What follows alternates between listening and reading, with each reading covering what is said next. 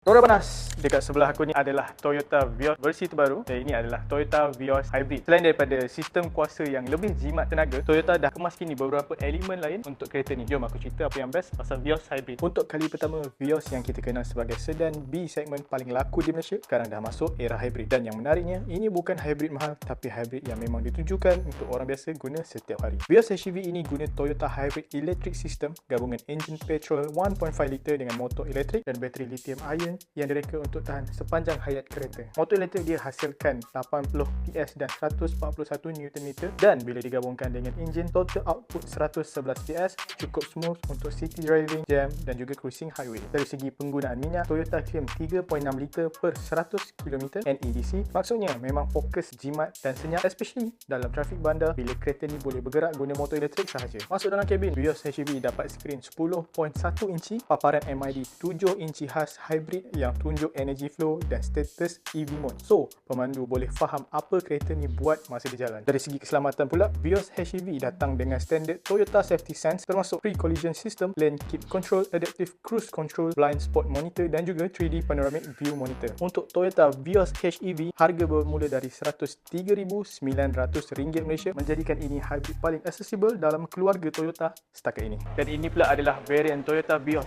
HEV GR Sport. Bezanya GR ni dia lebih fokus kepada kereta sporty daripada dalaman hinggalah ketalaan pemanduan. Jom aku cerita apa yang membuatkan varian ni berbeza sikit daripada Vios HEV yang standard.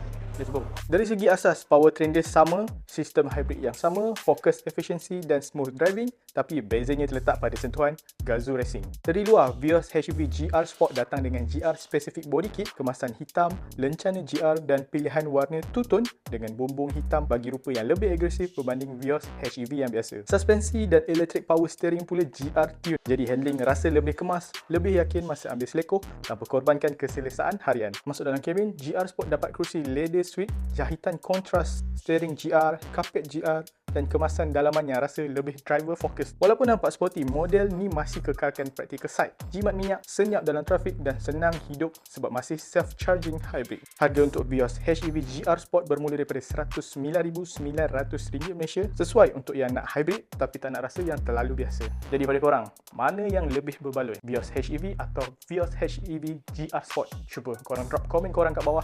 Roda panas!